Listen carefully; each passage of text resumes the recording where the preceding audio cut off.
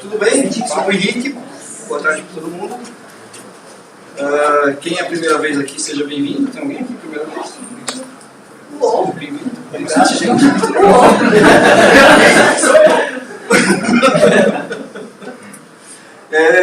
O assunto que eu espero falar rapidinho, em uma hora, mas é só para dar um pouco de perspectiva, que o geoplanejamento é algo que a gente já faz no dia a dia, e muitas pessoas já aplicam essa metodologia, seja no esporte, seja no trabalho, seja em qualquer tipo de atividade outdoor, né? E às vezes a pessoa já sabe que precisa fazer, mas não tem a metodologia. Só para ter um exemplo, um grupo de corrida de aventura me procurou, o Gambá me mandou essa semana. Para eles entenderem, eles estavam preocupados que há um ano eles estavam participando de corrida de aventura, e há um ano eles estavam sendo resgatados nas provas. Eles não especialistas de se perder. Prova de corrida de aventura tudo assim, é uma falsa sensação de aventura, na verdade. Se o atleta tem algum problema, os PCs já sabem o que está acontecendo e já vão lá, entram no mato e salvam o cara, né? Mas mesmo assim muita gente se desespera. Acho que vai morrer e a gente encontra o cara chorando, pedindo mãe. Mas esse grupo, eles estavam assim, pensando em alguma coisa mais séria. Poxa, a gente quer fazer o campeonato federal, né, de corrida de aventura. A gente está seguindo as etapas, a gente está gastando uma grana, deslocamento no país inteiro, mas a gente não consegue sair da situação de perdido. A gente não consegue nem terminar a prova em último. Tem uma classificação lá, depois do último, que é os últimos perdidos. E aí eles conseguem ficar entre os últimos dos perdidos. Tipo, cadê os caras? É o último dos perdidos que chega, não é o último dos competidores. Aí, tá, vamos analisar a situação e me conta a história, como é que vocês fazem, né? Primeiro, qual que é a bússola de vocês? Essa aqui. Aí o cara me joga uma bússola militar. Falei, isso explica muita coisa. Uma bússola militar, você não consegue nem fazer declinação magnética. Não dá nem para usar no mapa, né? E se você for tentar usar no mapa, dá. Enquanto isso, os atletas estão passando por você. Você vai ficar meia hora ali, e se estabilizou. Agora não está mais. Muda. Vira uma página demais, volta. Enquanto isso, os atletas estão passando. Tá, e depois, o que vocês fazem? A gente não entende muito de coordenação, né, de coordenada. Tá, e como que vocês fazem? A gente copia do mapa dos outros. Como? A gente olha assim, ó, e vai botando no mapa. Meu, se a equipe do seu lado estiver copiando de outro, que estiver copiando de outro, porque a maioria não sabe fazer, onde vocês acham que vão parar? Né? Um erro de coordenada dentro de um mapa de 1 para 50 mil, uma ponta de um lápis é um raio de 50 metros. Então, se eu olhar um mapa de longe, tentar copiar uma coordenada de outro cara por aproximação e achismo que botar no meu, eu posso errar mais de 1 quilômetro de raio. Não é à toa que vocês ficam perdidos, mas vamos começar do início. Né? E aí, deu tudo certo, e agora os caras vão competir, e eu acho que eles têm muita chance de ir para a pódio. Mas eu expliquei para eles que a parte de executar no mato, de pegar a bússola, pegar o mapa, sair do mato, sair correndo, é 20% do processo inteiro. 80% do processo inteiro é com a equipe em cima da mesa planejando. Vamos dividir tudo em etapas, vamos olhar a altimetria, vamos criar uma referência visual, vamos criar uma linha de direção, vamos tabular cada etapa em gráficos ou em tabelas, vamos transferir tudo para uma linguagem comum, né? E aí vamos dividir as funções da equipe, né? Homem passo, homem bússola, homem azimuth, homem mapa, e ninguém bate cabeça e todo mundo segue, né? Pô, 1 ano e os caras usando mapa militar, bússola militar. É complicado muita coisa. Mas o segredo de qualquer planejamento, expedição, aproximação ou evento de sucesso, né? O segredo de qualquer empreitada de sucesso é planejamento. Tá? Quando eu falo geoplanejamento, cadê o link? Né? Entrar na área do link. Geo, estudo, observação, conhecimento das formas de composição da Terra. É a palestra que ele deu aqui, é o estudo da geomorfologia. Okay? Quando eu falo em planejamento, é a planificação desse estudo, a preparação organizada de um trabalho, de uma tarefa, de uma ação, a determinação de um conjunto de procedimentos, de ações, visando a realização de determinado projeto, com o estabelecimento de métodos convenientes. Eu junto os dois, eu tenho, em resumo, o planejamento das minhas ações. No nosso dia a dia, a gente já faz isso, que é o planejamento do nosso dia. Qualquer coisa que você pense em fazer, qualquer processo de ação, qualquer composição de ações que a gente pensa em fazer, seja no marketing, na administração, seja na comunicação, seja um livro, seja um texto, a gente obedece essas regras do 5W2H. Todo mundo está familiarizado com isso? Quem já trabalha com o 5W2H? Já trabalha. Né? Então o 5W2H, o que dentro do processo vai ser feito? Por que vai ser feito? Quem vai fazer? Quanto vai custar? Como será feito? Quando será feito? E onde será feito?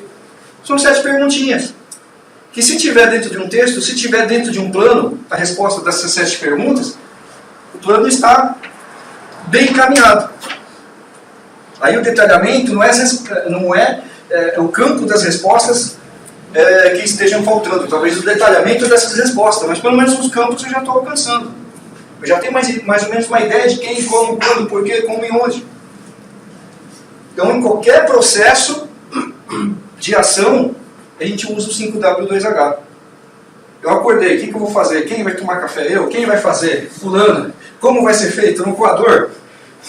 Quanto vai custar o café? Então, tudo que a gente faz envolve o 5W2H. Pode passar. E no meio ambiente, além do 5W2H, a gente tem que juntar a metodologia do 5W2H, o conceito do 5W2H, com os conhecimentos do meio ambiente e com as habilidades para estar executando ações dentro desse meio ambiente. Que é igual à realização da atividade em segurança. Quando a gente tem esses 3 fatores juntos, eu respondo todos os porquês.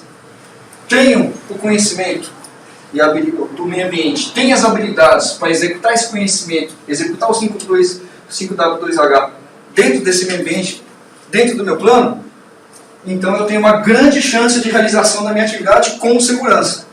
Não existe nada, nós estamos na era da informação, não existe nada que não esteja esperando para ser acessado. Conhecimento não cai do céu, a gente tem que pesquisar. Todas as respostas estão em algum lugar, a gente tem que pesquisar. Não existe nada que nós não podemos saber que já tenha sido escrito, pesquisado, que já exista. Não vamos inventar nada. Em nenhum lugar, em poucas áreas de conhecimento. As pessoas estão inventando coisas novas.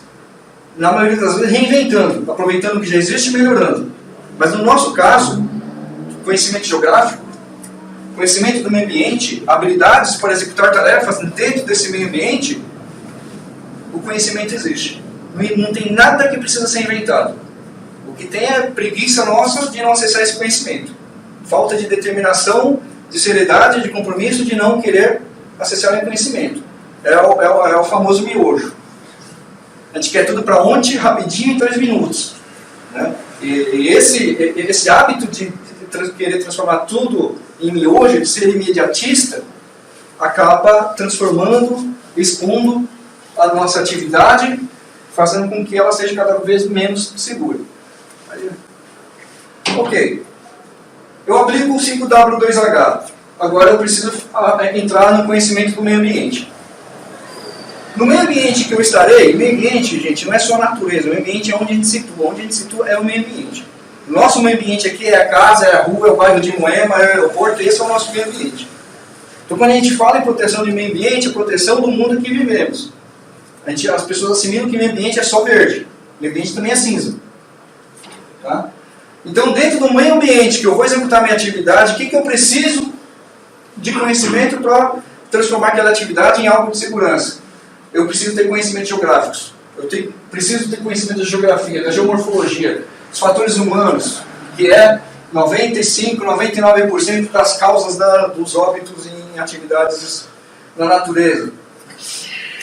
É o único grupo aqui de conhecimento que é o mais complicado. São os fatores humanos. A gente nunca sabe o que o nosso coleguinha pensa, como ele vai reagir, em que momento que vai quebrar, em que momento que a idade mental dele desce para 5 anos, a gente nunca sabe. O ciclo da água, o ciclo do gelo, o meio ambiente meteorológico, tempo e clima, topografia, fauna, flora, e por aí vai. Isso varia de atividade para atividade. No nosso campo do montanhismo, esse é o mínimo de conhecimentos de meio ambiente que a gente precisa ter. Como é que tudo funciona? Como que se forma a chuva? Como que se forma o gelo? Como que se formam as camadas de neve? Como o Silvio comentou, quais são os riscos humanos envolvidos no processo? Né? E quais são os animais, os vegetais, né, a flora, que compõem esse meio ambiente que eu vivo. Não é simplesmente só vai. Conhecimento do ambiente, eu preciso investir nas habilidades que eu preciso ter para desenvolver ações desse meio ambiente que eu estou me relacionando. Se eu me relaciono com alguém bem, se eu conheço. Se eu vou me relacionar com o rio, com o céu, com o mar, com a terra, com o queixada, com a onça, só vou me relacionar bem com ele se eu conheço. Se eu não conheço o ciclo de vida da cobra, o habitat da cobra, como que ela se alimenta, como que ela vive, como que ela fala, como que ela se comunica, que horas que ela aparece, eu vou estar sempre com medo, eu não vou me relacionar com ela. Agora, no momento que eu sei tudo da vida dela, eu sei me defender. Eu vou evitar um monte de erros que eu cometeria se eu não conhecesse. Okay? Então isso é com a rocha, com o rio, com a chuva, com a neve, com tudo, com o ar, né? Eu tenho que conhecer profundamente, o mais profundo que eu puder, daquele ambiente que eu vou ser introduzido. E olha bem, nós nascemos na cidade. A gente não tem consciência disso, mas a gente leva a vida inteira para conhecer nosso ambiente urbano. Desde pequenininho, a gente está aqui no meio, está transitando, sabe onde é o ponto de ônibus, sabe como é que funciona o sistema público. Ou seja, a nossa área de conhecimento sobre o meio urbano, ela é quase que automática. Agora, no meio rural, a gente está distante. Desde os anos 70, o ser humano, pelo menos no nosso país, 80% das pessoas estão no meio urbano. 20% das pessoas ou menos estão no meio rural. Então a gente já estamos na segunda, terceira ou quarta geração, a maioria aqui, que saiu da área rural e está introduzida no meio urbano. Então a gente já perdeu essa conexão. Já começa daí. A gente não sabe mais lidar com capim, ervas medicinais, matar um porco. Já tem gente que tem problema em abrir uma galinha. Ou achar que o leite vem da caixinha. Então a gente já começa por aí, com essa desconexão do meio rural. Os nossos avós sabiam quando ia chover, só olhar para o céu. Né? Quem não queria saber se ia chover, era só perguntar para a avó. Tirou a roupa do varal, vai chover. Bom, e aí entra nas habilidades. As habilidades que eu preciso desenvolver de acordo com o meio ambiente que eu vou transitar. Então, isso aqui é o básico. Orientação, navegação, isso aqui é a primeira coisa em qualquer atividade. Eu vou mergulhar, orientação, navegação. Eu vou ser piloto, orientação, navegação. Eu vou ser corredor, orientação, navegação. Eu vou fazer um rally, orientação, navegação. Isso aqui é a atividade principal e inicial de qualquer atividade fora da cidade, de qualquer atividade na natureza. Seja no ar, no mar ou na terra. Começa com orientação e navegação. Aí, a princípio, depois, o controle de progressão, o autocontrole em situação de estresse, liderança, mapeamento, controle de risco, primeiros socorros, nutrição, alimentação, sobrevivência, excursionismo, comunicação, planejamento, aprender a escalar, remar, nadar, pilotar, cavalgar, e por aí vai. Ou seja, eu preciso estar habilitado, ter habilidades específicas para desenvolver a minha atividade. Senão eu não vou executar plenamente aquela atividade, eu vou estar pulando eu vou os riscos, e para não expor o risco, eu vou precisar de uma babá, que a gente chama de guia. Vou precisar de alguém cuidando da gente. Sempre ali corrigindo os problemas que você está causando. E a gente não se dá conta disso. A função do guia é essa, te manter vivo. Mesmo que você não saiba como, nem porquê, nem se dá conta. Mas o cara te manteve vivo. Um bom guia, né? Afinal, um bom guia não é aquele que te leva. Exatamente. Bom guia não é aquele que te indica o caminho, é aquele que te traz bem. Te traz vivo. Indicar o caminho, qualquer um indica. Passar Bom, é isso falando então que geoplanejamento é o conhecimento do terreno que a gente vai desenvolver, é o planejamento da atividade no terreno que a gente vai desenvolver essa atividade, e que para desenvolver a gente precisa de, no mínimo, somar a metodologia do 5W2H, ou seja, de responder todos os quês e porquês daquela atividade, somando com habilidades e somando com conhecimento, você começa então precisa de uma metodologia para seguir, para transformar sua habilidade, seu conhecimento em um processo de sucesso. Ok? Então, a partir desse momento, o que eu vou fazer? Eu vou fazer uma coisa que eu nunca fiz na vida. Eu nunca fui nesse lugar. Eu começo a fazer a pesquisa desse lugar. Eu não posso ir minimamente para qualquer lugar sem, no mínimo, fazer uma pesquisa. E tem gente que simplesmente vai. Quando eu não sei, eu vou com você. Quando você for, tá bom. Não está preocupado se você vai voltar. Né? Bom, imaginando que você fez uma pesquisa para onde você vai, você tem que planejar uma rota. Uma linha de ponto A a ponto B. Dentro dessa linha de ponto A a ponto B, você tem que planejar um roteiro. O que eu vou fazer entre ponto A e ponto B? São os seus pontos intermediários. Eu vou tomar água, eu vou parar, eu vou acampar, eu vou comer, eu vou dormir, eu vou me encontrar com um amigo. Então, dentro de um roteiro, você coloca tudo o que você deseja fazer dentro da sua rota. E a partir, ou antes ou depois, você estudar a topografia, geografia, geomorfologia da região. O que tem nessa região? Tem uma cachoeira? Como que é a altimetria dessa região? O que eu vou encontrar de dificuldade? Tem uma parede? Tem uma rocha? Tem caminhos secundários? Tem caminhos primários? Né? Qual é a vegetação? Quais são os animais? Qual é a aparência dessa topografia? Para mim poder me sentir em casa quando eu for. Minimamente ter conhecimento de tudo que está ao meu redor. Qual é a premissa da orientação? É você saber o tempo inteiro de onde você veio, onde você está e para onde você vai. Se você perdeu uma dessas orientações, você está desorientado. Se você perdeu as três, você está perdido. Tem problema estar perdido? Não tem problema estar perdido. Todo mundo pode se perder. Desde que esteja se preparado para se perder. Todo mundo pode se perder, todo mundo vai se perder, mas todo mundo tem que estar preparado para se perder. Mas qual é a diferença? A diferença é quanto tempo você fica perdido e o que você vai fazer dentro dessa situação para sair o mais rápido possível da situação de perdido. A diferença de um cara que se perde por 5 minutos e o outro que fica 7 dias perdido e acha o corpo. Acharam o corpo hoje, né? 10 dias? Acharam o corpo do caçador? É uma pergunta? Não, o Gambá falou que acharam o corpo do caçador. Em decomposição. O caçador ficou 10 dias perdido. Soube sair da situação? Não soube. Como é que ele lidou com isso? Ninguém vai saber como ele lidou com isso. A gente só sabe que ele não lidou bem. Só pelo formato que ele entrou na mata de shortinho, camiseta e pistola na cintura, já sabe que ele não soube o que está fazendo. Foi pescar com bala. Ele começou errado. Né? Vai pescar com bala na montanha. Pescador de ilusões. Então, Nossa. ok. Você soube disso aí, do caçador perdido em piquete? Irmão do outro que se perdeu 7 dias ano passado. Deve ser coisa de família.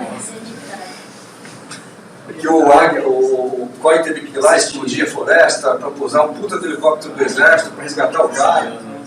E aí o irmão dele foi, mas não voltou. O cara ser caçador ainda tem que... Tipo, eu consegui ficar 7 dias, você tá vendo? Eu vou provar que eu fico mais. Novamente. Eu sou melhor que você. Não, eu sou melhor que você. Eu vou lá só com pistola na cintura. Não duvido. O esporte de bushcraft, que é o esporte de sobrevivência, ele é um esporte perigoso na mão de pessoas erradas. como qualquer atividade esportiva, você tem que estudar o que você está fazendo. É legal você brincar de estar perdido, se recuperar e encontrar o caminho de volta, voltar para casa, mas é legal saber que você tem que treinar para voltar vivo, não é para voltar morto. Como o Silvio falou, montanha é ótimo, mas mata. Outras atividades também. Fazer rally é ótimo, mas mata. Muitas atividades que a gente vai fazer fora, mata. De alguma ou de outra forma. Só fazer a coisa errada.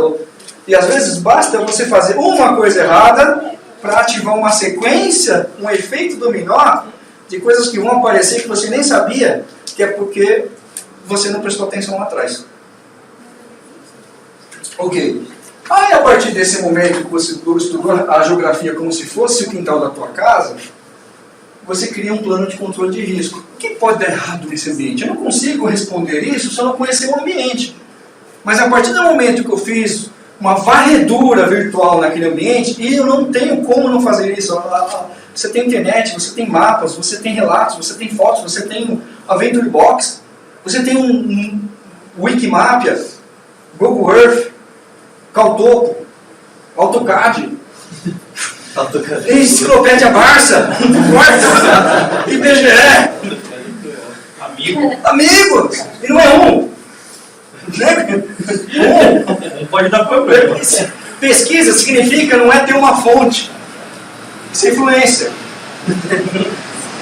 Ou má influência. Né? Pesquisa é você realmente entrar na área e ser o chato da pesquisa, mesmo você sabendo a resposta. Mas quem sabe alguém dê uma outra resposta diferente da que eu acho que ele vai dar. Isso é pesquisa. Então, a partir do momento que eu criei um plano de controle de risco, o que posso acontecer comigo? Pode chover? Bom, eu estudei, eu fiz um plano meteorológico. Cadê? Fiz uma análise meteorológica, então pode chover. Eu vou passar por alguma área de fundo de vale, de bacia hidrográfica, eu vou precisar de corda, de repente vou passar por uma rocha lisa. Opa, já começa a montar um plano de risco. Uma coisa, a partir do momento que eu avaliei dentro do meu plano de risco, eu já monto o meu plano de emergência, já monto o meu plano de reserva técnica, já começo a verificar meus equipamentos. Não é assim, pego tudo e jogo. Vou. Principalmente a primeira, a segunda, a terceira vez, você tem que cumprir alguns procedimentos que vão garantir que você vai voltar bem. Ou no mínimo, que não vai acontecer perrengue nenhum. Ou que no mínimo você vai estar tão bem, tão lúcido, tão preparado, que vai ajudar outro despreparado. Né? Ok, fiz a minha análise de riscos. Lembrando aqui que a gente já deu palestra sobre análise de riscos e a gente tem, vamos ver se vocês se lembram, 2 tipos de riscos: riscos visíveis e invisíveis. Os riscos visíveis são os riscos naturais. Geomorfologia, riscos na geomorfologia, riscos na meteorologia, riscos na fauna e risco na flora. Os riscos bióticos. Isso é um risco que a gente vê. Você sabe que ele tem cobra, você sabe que ele tem onça, você sabe que ele tem queixado, você sabe que ele tem taturana, sabe que ele tem um nome, né? Sabe que ele tem um penhasco, sabe que ele tem uma rocha lisa. São os riscos que a gente vê. Sabe que vai chover, mas se vê. Né? E aí tem o segundo grupo de riscos, que são os riscos humanos, que aí são os riscos invisíveis. Você não sabe até aquele risco surgir. Mesmo assim, mesmo esses riscos invisíveis, eles dão umas dicas. Porque quando as pessoas têm algum problema, por exemplo, ansiedade, é um risco no ambiente remoto, a ansiedade. Leva a pessoa a tomar decisões que ela não deveria tomar. Ela não parou, não sentou, não raciocinou, ela simplesmente toma uma decisão que pode custar a vida dela. E se você tem um amigo ansioso, que sob pressão fica mais ansioso ainda naquele ambiente, aqui na cidade, você segura o amigo, vem cá, começar a tomar uma cerveja mesmo. Sempre, lá no mato não tem isso.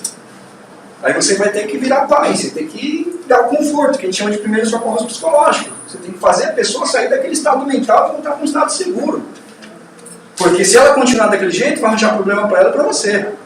E isso entra no controle de risco, nos riscos humanos. Então quem eu estou levando? Quem está comigo? Quem vai me acompanhar? Quais são as características dessa pessoa que num determinado momento de tensão, de insolação, de hipotermia, de fome, de raiva, de cansaço, vai sobressair e representar um risco naquela atividade. é onde mora 98% dos casos de problemas, vem dos riscos humanos. Ok? Está acompanhando o raciocínio? Isso entra no geoplanejamento? Entra. Ok. A partir do momento que eu tenho a análise de riscos, eu começo a estudar meus meios de apoio. Quem pode me socorrer? Quem são as pessoas que precisam saber que eu estou indo para lá? Quais as informações que eu preciso passar para alguém, para, em caso de necessidade, ter essa informação rápida e precisa e facilitar o trabalho de resgate na busca de informações, para mim ter um resgate rápido e seguro. Lembra do Luiz da Decathlon? Que se perdeu por 7 dias lá no... Isso é esquerdo. Graças ao Discovery, ele foi resgatado vivo. Não é? Que ele assistiu o Bear Grylls. E aí ele fez tudo que o Bear Grylls mandou. Dê água, para! Monta acampamento! Espera, raciona alimento! Seguiu a risca, mas ele se perdeu. Né? Quando vieram lá, ele sinaliza com o espelho. Espelho da bússola, que ele pendurava no pescoço, que eu nem sabia nem usar. Mas funcionou, do jeito dele. Poderia ter um fim trágico? Poderia. Né? Ok. Qual foi o erro do Luiz? Foi ele não ter feito minimamente um plano do que ele ia fazer, não compartilhou com nenhum familiar, nenhum amigo esse plano. Durante 6 dias, quando foi montada a operação de resgate, o corpo de resgate não vai subir a montanha enquanto não tiver informação precisa de onde você está. Não vai ficar te procurando aleatoriamente, não vai expor os homens dele, não vai expor os equipamentos dele e dentro de uma situação para transformar os homens dele numa nova vítima. Enquanto isso, o telefone não para de tocar do outro lado, porque os homens que não estão atendendo do lado estão atendendo aqui. E não quer fazer com que os homens atendam aqui, batendo cabeça, enquanto, numa situação que nem sabe ao certo qual é, enquanto pessoas estão precisando desses oficiais do outro lado. Não dá. Durante 6 dias, a equipe de busca tentou reunir informações e cada dia, cada pessoa dava uma informação. O pai, está na rodoviária de Passa Quatro. O outro, não, está descendo o PR. Ah, eu vi descendo o capão, o capim.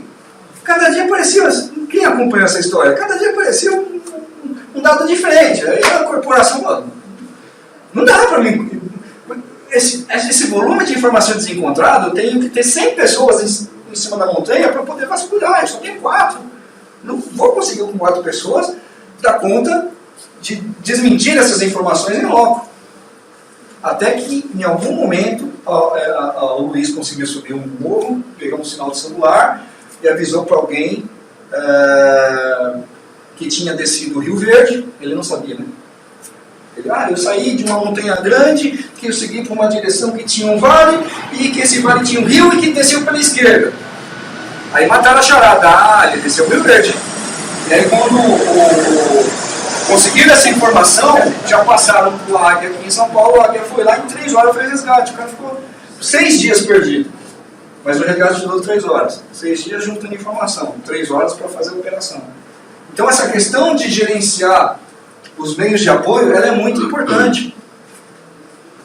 E nem todo mundo gosta de abrir o jogo para onde já está indo. Eu vou passar a Serrafina. Tá, a Serrafina é grande. Dá para você fazer 8 travessias na Serrafina, são 45 picos na Serrafina. Onde você vai? Eu vou tal dia, vou tal lugar, tal hora eu pretendo estar fazendo tal coisa, tal dia eu vou dormir em tal lugar. Isso é uma informação.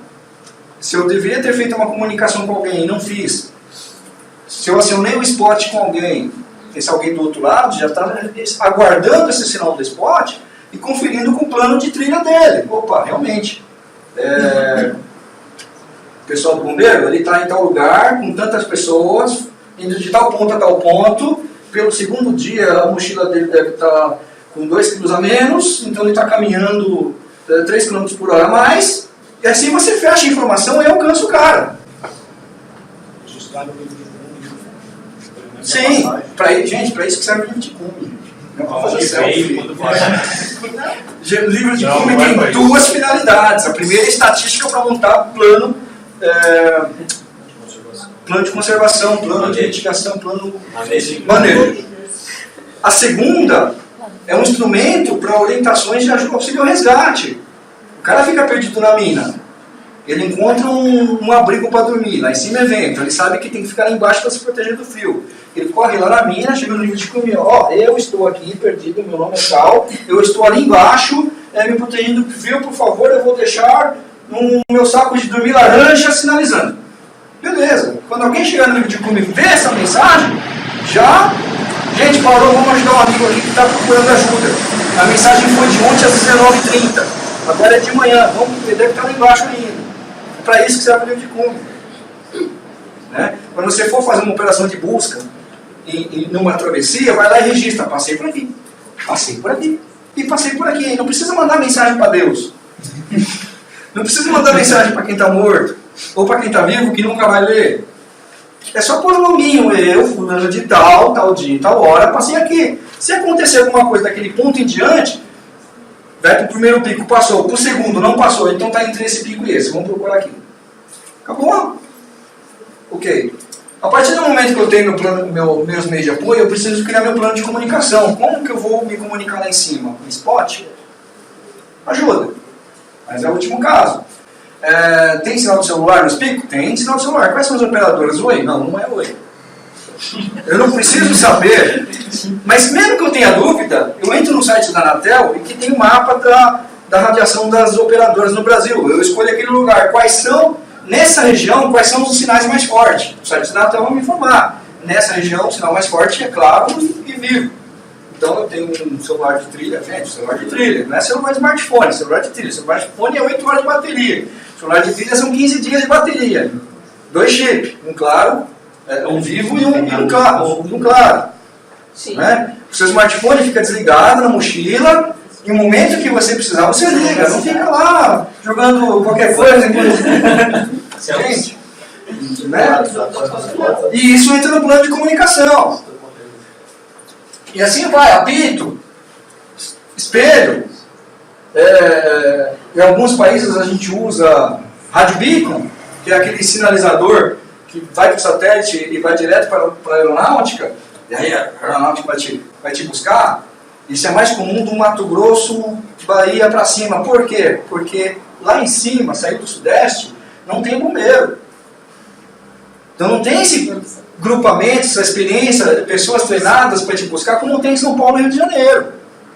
Você se perdeu na Amazonas, se perdeu no Pará, precisa de ajuda, de socorro público, o cara fala, ok, mas são sexta-feira à tarde, meu irmão, posso te ligar de segunda?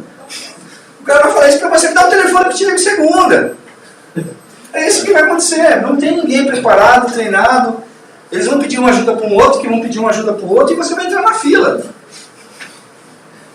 E que no fim da conta, quem vai é a aeronáutica. Ok, fez o plano de comunicação, qual é o plano de contingência e logística? Beleza, eu sei que não vai chover, mas eu vou levar meu anorak impermeável. É um plano de contingência. Por quê? Porque montanha tem microclima. Por quê? Porque montanha tem chuva orográfica. Poucas pessoas sabem o que é chuva orográfica. Chuva orográfica não tem previsão de tempo que pegue isso. Ok?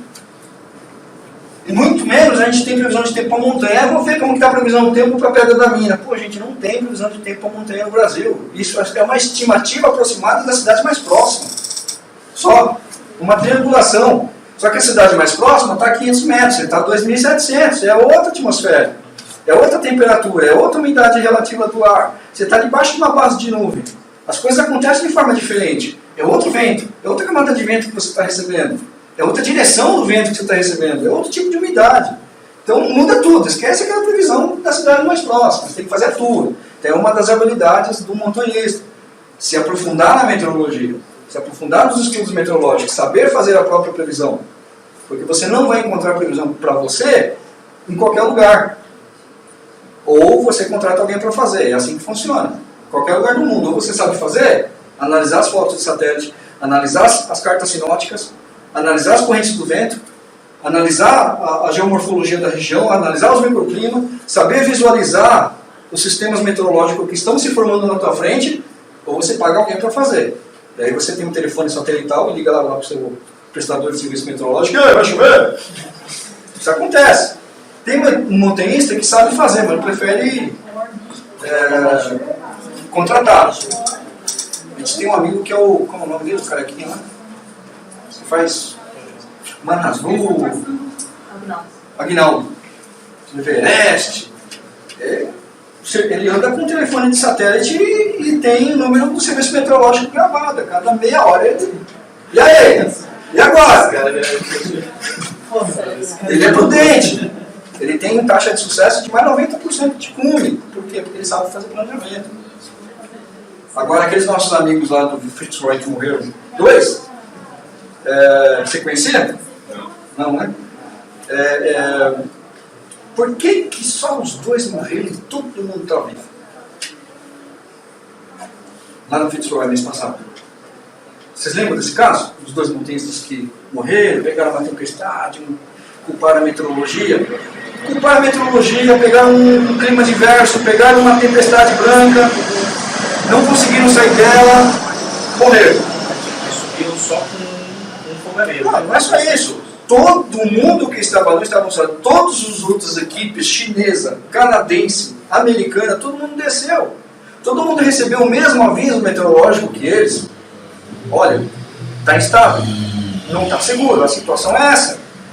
E eles insistiram e foram. Se eles estavam com o mesmo rádio que todo mundo, na mesma frequência que todo mundo, com o mesmo serviço meteorológico que todo mundo, por que só eles morreram? Por que todo mundo abortou? E eles insistiram. Então, isso significa não respeitar o plano.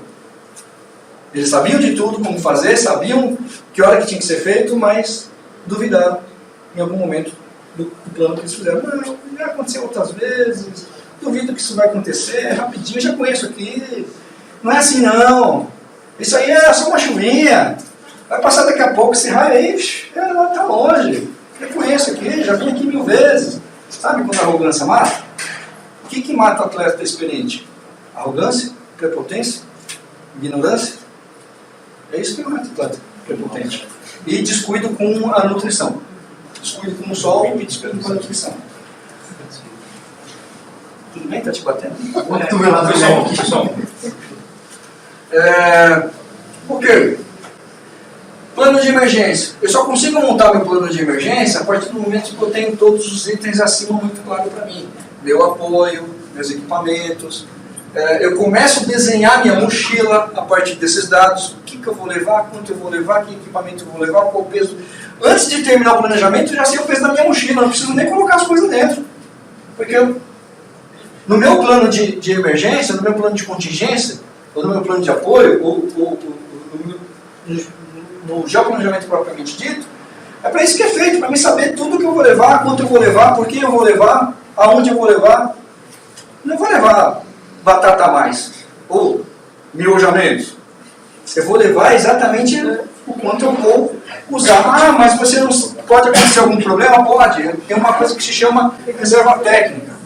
Ah, eu vou fazer a Serra do Mar, eu fiz minha mochila certinha, 3 dias, 9 refeições, beleza. Mas, e se acontecer alguma merda, de repente, caiu uma pedra, o rio não está baixando para você poder atravessar, você vai esperar um momento melhor para atravessar o rio?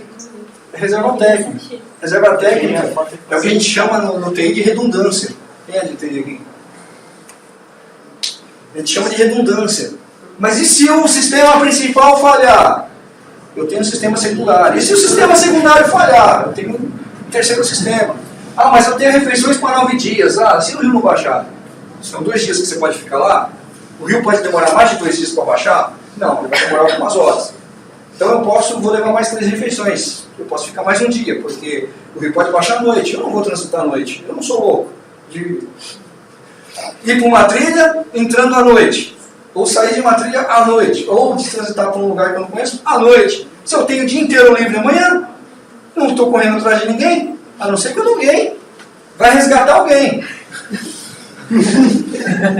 A não ser quando alguém enfrenta uma montanha quase de chinelo, praticamente, né? Para resgatar alguém. Parabéns, hein? Obrigado. Bom, e ainda bem que você tinha reserva técnica. Sim. Foi essencial naquele momento, né? Se você não tivesse reserva técnica de alimento, de roupa, de água, de equipamento, você não poderia ter salvo a vida do cara. O cara ia estar lá até hoje. Ou não. Ou não. Eu já tinha sido Outro lugar. resgatado. Outro lugar. Quase que a gente tem um segundo francês. Vocês lembram do francês? Bom, pelo menos o francês serviu de lição para muita gente, né? Como fazer, se preocupar um pouco E a mais. história que passa, sei lá, 2, 3 anos e todo mundo esquece. Não, um dia. Ele é muito otimista. Um dia. Na próxima trilha, eu vou fazer, não mudou nada. Não mudou nada. Algumas pessoas levam um estudo no caso, viram cases. Pô, o que o cara fez? Porra, eu fazia desse jeito. Aí começa a mudar a situação. Né? Bom, plano de alimentação e nutrição. A gente fala alimentação, mas cadê o Homero? Na parede, do lagartixa. Né? A gente fala alimentação, mas eu tenho que colocar nutrição também. Alimentação é o produto que a gente come. Nutrição é o que está dentro desse produto, quais são os nutrientes desse produto que a gente precisa. Nem sempre aquilo que a gente se alimenta tem o nutriente que a gente precisa. Então é o efeito contrário. Quais são os nutrientes que eu preciso? Qual é a quantidade do nutriente? O Homero vai falar isso hoje. Dos nutrientes que eu preciso para desenvolver com segurança aquela atividade. Lembra que eu falei? O que mata muita gente experiente, além de arrogância, prepotência, ignorância, é o descuido com a nutrição, com a hidratação. Qualquer coisa que você deixar de controlar aqui, teu cérebro é o primeiro que paga. Você começa a raciocinar lento, começa com dor de cabeça, começa a ativar o modo de sobrevivência, esquece tudo que você sabe, entra um branco, daí vai embora. O fato do pescador de pistola ter morrido, a gente fica suspeita que o cara estava num momento já fraco, sem nutrição, o cérebro já estava fora, cansado, e foi arriscar subir numa pedra para olhar no horizonte para saber onde ele estava e caiu numa greta. E ficou lá. Um cara em sã consciência, bem alimentado, com o cérebro funcionando direitinho, bem hidratado, ele ia avaliar a situação, ele ia calcular o que estava acontecendo ali. A gente só passa por cima desses cálculos quando a gente não está bem na cabeça. Basta um espinho no pé, uma dor de cabeça, um cansaço, falta água, algum nutriente no nosso organismo, que a gente já começa a raciocinar de forma mais lenta. Ok. Criação de mapa meteorológico. O que vai acontecer ao longo do dia? Na minha previsão, beleza. Aí eu vou para o terreno, eu tenho que bater a minha previsão com a manifestação meteorológica do local e atualizar isso localmente. A minha previsão era de nuvens convectivas a partir das 14 horas, com vento sudeste de 8 metros por segundo, mas aqui eu estou vendo que o vento já mudou de direção, e se ele mudou de direção, que ele estava vindo do sul, agora ele está vindo do Amazonas. Se ele está vindo do Amazonas, eu olhei no mapa ontem, que tinha um sistema meteorológico em cima do Amazonas trazendo umidade para São Paulo. Vai nublar. Aí você já matou a charada. Não é mais sol. O sol está lá embaixo. Só que você está numa área alta, onde toda aquela movimentação do ar amazônico vai bater na montanha e criar um acumulado de nuvens que só tem na montanha. E aí você começa a sacar isso horas antes pela direção do vento, pela força do vento, e por ter analisado a meteorologia antes, que não se olha só uma cidade que você vai estar, você tem que olhar todo o sistema, tudo que está acontecendo no Brasil você tem que olhar, quais são os sistemas meteorológicos ativos naquele momento, o que está acontecendo no oceano, o que está acontecendo nos Andes, o que está acontecendo. Meteorologia não tem fronteira, ela se movimenta. O Amazonas influencia no clima dos Andes, os Andes influenciam no clima de São Paulo, São Paulo influencia o mar, Antártica influencia na Mantiqueira. Tudo que acontece na Antártica é a Mantiqueira que paga, em termos de chuva, em termos de vento, em termos de frio, por causa das frentes, por causa das massas. Bate na Mantiqueira. A Mantiqueira tem uma influência sobre Ubatuba muito forte. Lembra que ela é assim? Dependendo da altura daquela massa, ela pode desviar para o mar. Para onde que ela desvia? Para cima de Ubatuba. Então assim vai. Você tem que ter um mapa meteorológico de tudo o que está acontecendo no país, na região e depois terminar no local que você vai fazer. Plano de segurança, reserva técnica, equipamentos confiáveis. Testar as coisas antes de usar, comprar as coisas, nem junta um pouquinho mais de dinheiro, mas não compra aquela porcaria. Não acredite no emblema sobrevivência. Tudo que está escrito, equipamento de sobrevivência, joga fora. Não acredite nessas coisas. Né? Um bom saco de dormir, uma boa barraca, um bom calçado. Tem 3 coisas que a gente não pode fazer merda. Calçado, saco de dormir e mochila. Se você comprar errado, se você comprar porcaria, é aquilo que vai te provocar acidente, é aquilo que vai te derrubar, é aquilo que vai fazer com que você ou fique ou volte e sem completar em segurança, ou pelo menos satisfatoriamente a sua atividade. Todo o resto você pode até adaptar. Pô, mas saco de dormir não subir, cara. Tem que comprar bom, tem que comprar leve, tem que comprar compacto. Né? Mochila, tem que comprar boa, que não vai arrebentar a alça, que não vai rasgar, que vai aguentar teu peso, que não vai entortar tuas costas, que não vai fazer o peso ficar no ombro em vez de nas pernas. Mochila boa é uma mochila que você joga 100 kg na mochila e só 120 no ombro. O resto 80 na perna. Então o exercício de trekking é fortalecimento de glúteo, coxa, antecoxa. Por quê? Porque é lá que vai o peso da mochila. Não é nas costas. Mochila boa não pode sentir nada nas costas. Tem que sentir nas pernas. Para isso que serve a barrigueira. Para colar o centro de gravidade da mochila para o centro de gravidade da sua lombar. E passar batido das nuca até a lombar. Nada daqui pode sentir pressão. Uma boa mochila você vai longe. É como se você tivesse uma mochila de 20 kg e você está carregando 100. Aí as pessoas falam, pô, mas você está com 50 kg de mochila nas costas. Nem estou sentindo. Por que você não está sentindo? Porque você está com uma mochila boa. Você é forte? Não. Olha o perfil. É mochila. É equipamento. Não sou eu. É usar corretamente o equipamento, é ajustar o equipamento correto e distribuir o peso corretamente dentro da mochila. Esse é o segredo. Não sou forte. Percorrer. Isso aqui é um exercício muito legal. No final de tudo, você já tem um mapa, já tem um roteiro, já tem os planos, já tem uma mochila montada na cabeça, já tem o seu plano de emergências, já tem tudo pronto. Você vai fazer mentalmente tudo que você colocou no plano, várias vezes.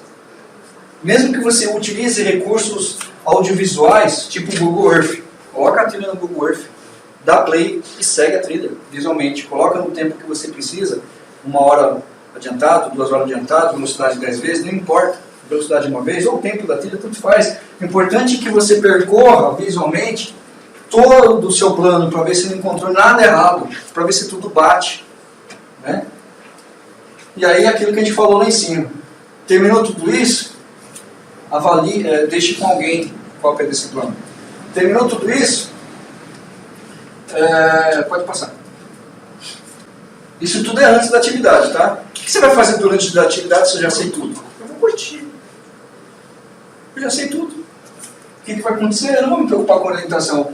Eu só preciso executar o plano, fielmente. Plano bom, plano feito, plano criado, não se muda. Né? Que um colega nosso mudou o plano da cabeça dele semana passada, quase morreu.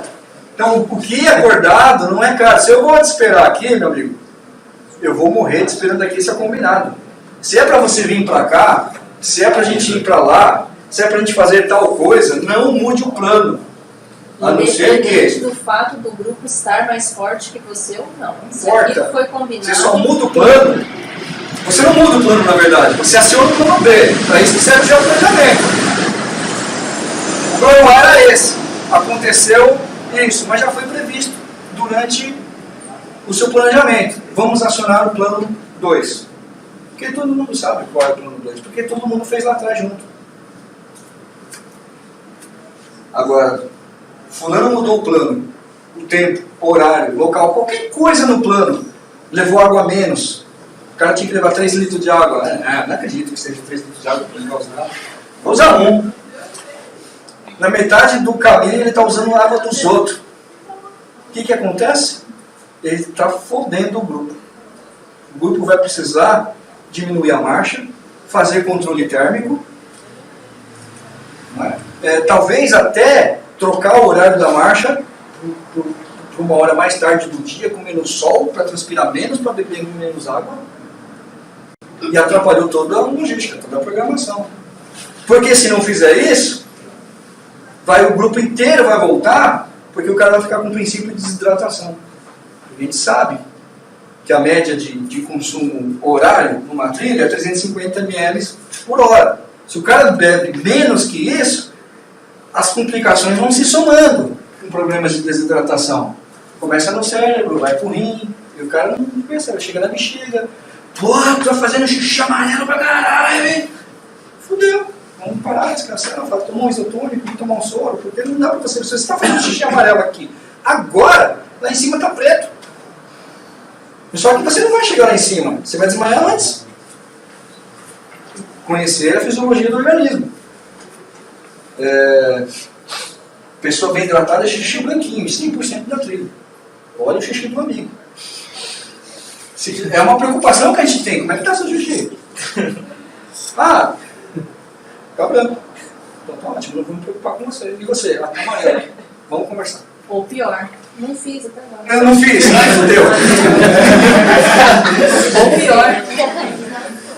Então são coisas que isso entra no gerenciamento de risco. Ok. Controle de orientação, progressão e deslocamento constante. Eu estou aonde eu deveria estar. Eu estou aonde eu acho que estou.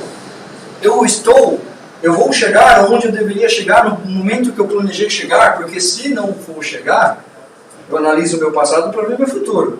Se eu deveria andar 4,5 km por hora para alcançar meu objetivo no horário que eu previ, eu estou andando 3,5, eu tenho que acompanhar isso no meu relógio. Eu estou andando 3,5 km, então eu já perdi 1 km na trilha. 1 km vai significar 45 minutos. Vamos supor.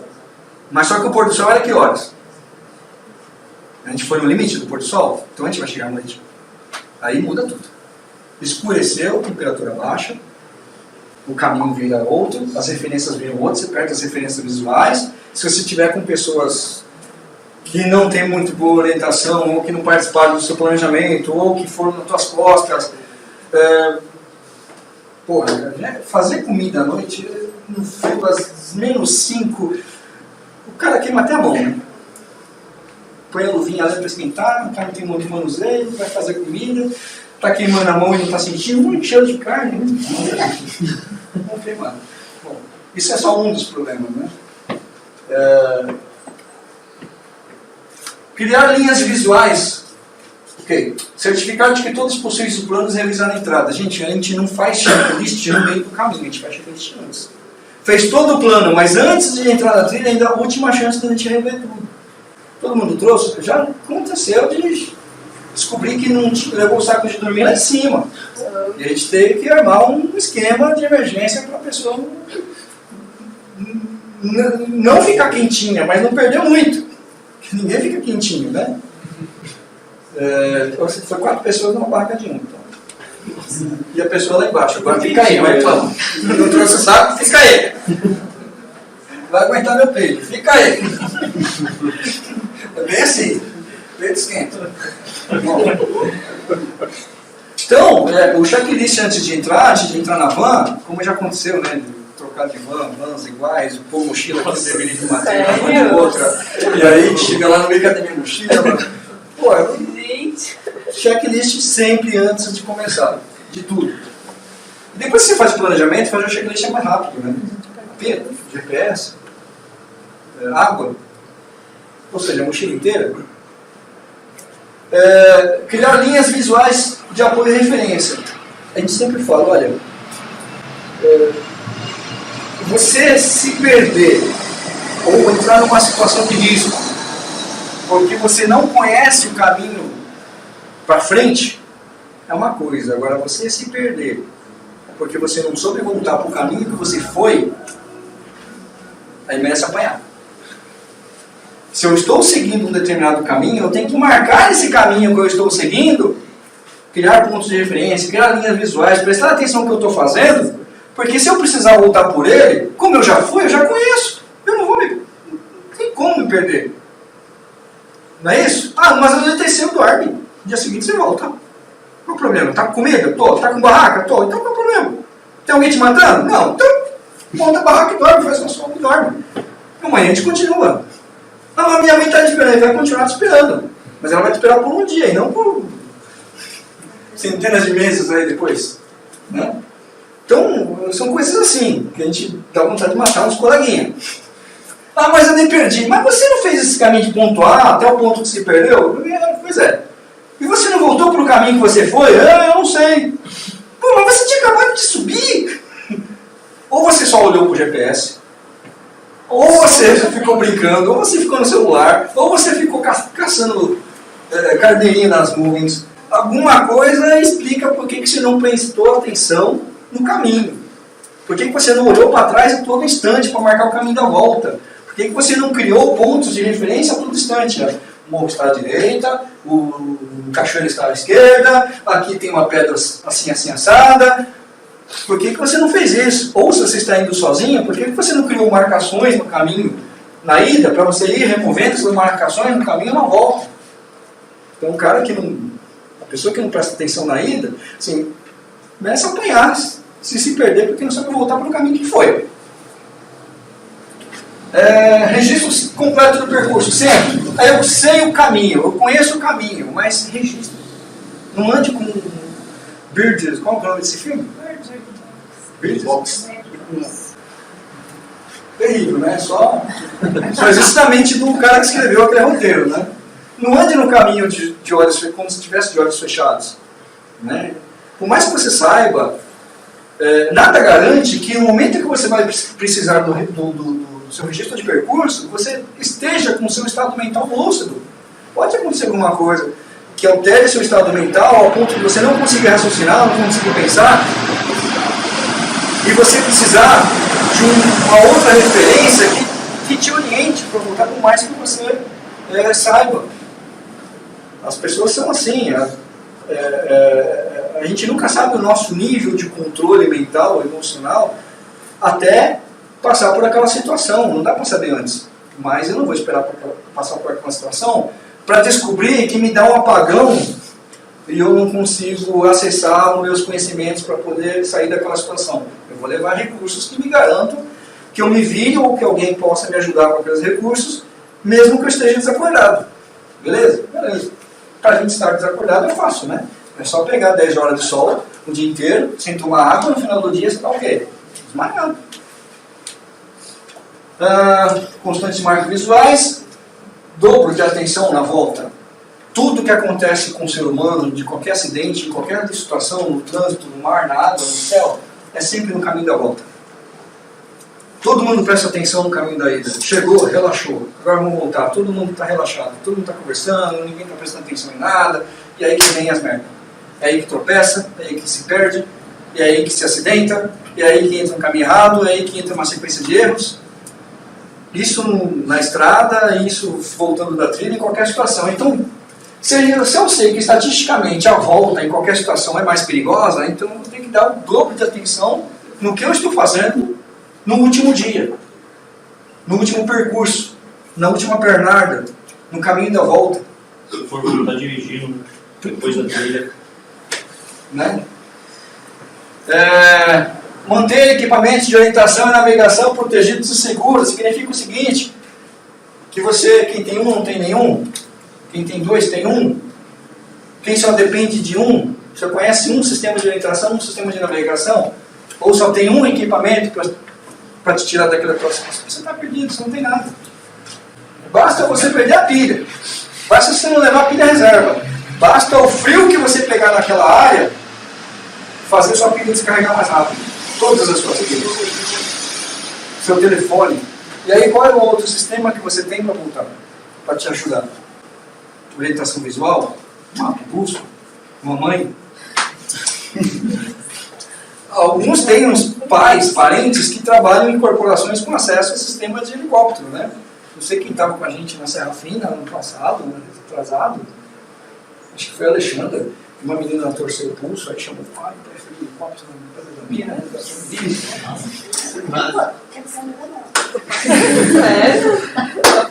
Ela foi tão zoada no Facebook que ela até hoje eu não tem como lá no Facebook. Constante análise, identificação e controle de risco. Eu fiz meu plano de risco atrás, tudo que poderia dar errado, e usei essa avaliação de tudo que poderia dar errado e criei sistemas redundantes, sistemas de contingência para ser ativados caso isso que possa dar errado dê. Ok?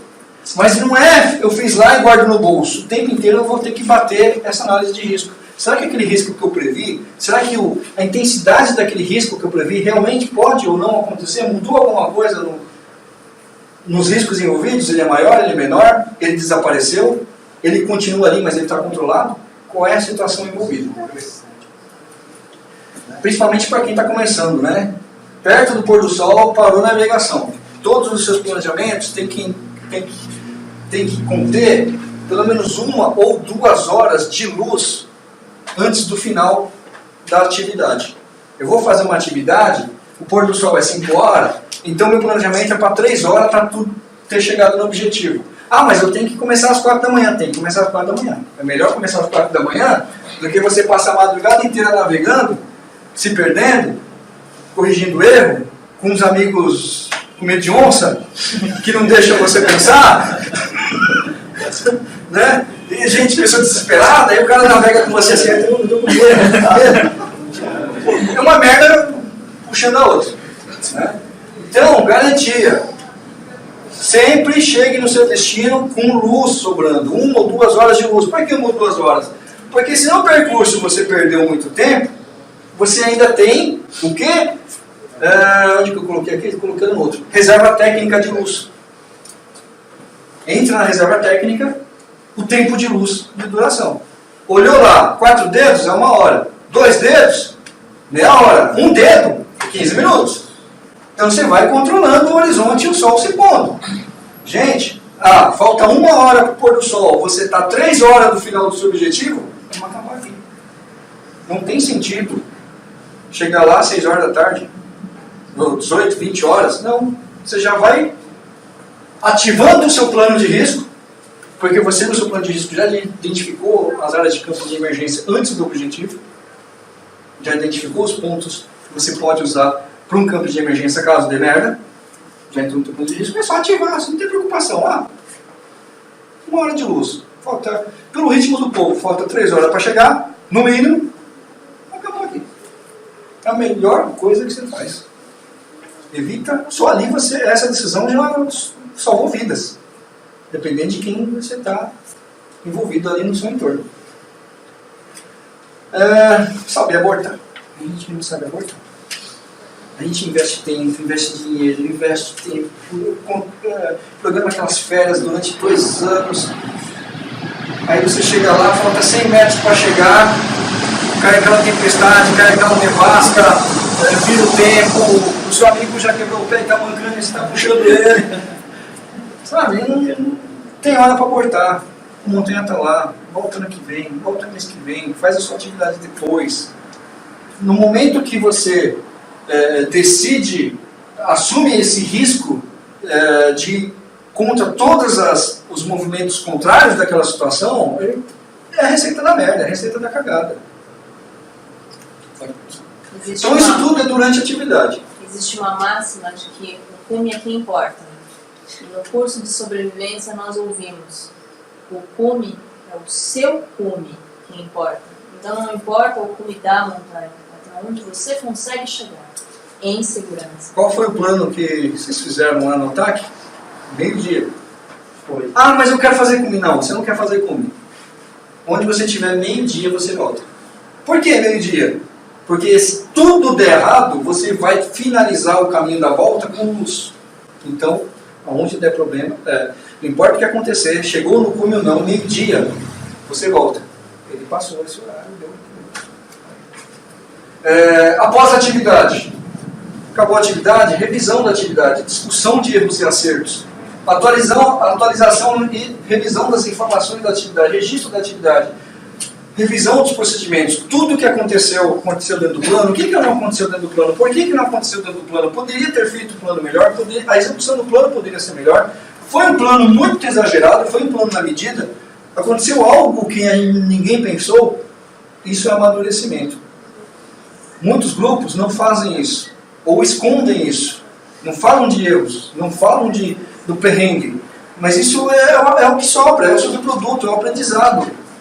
É o retorno, a gente tem que se reunir e discutir o que não foi sorriso. Para que a gente continue a sorrir, é para isso que a gente faz. A gente não faz para se matar.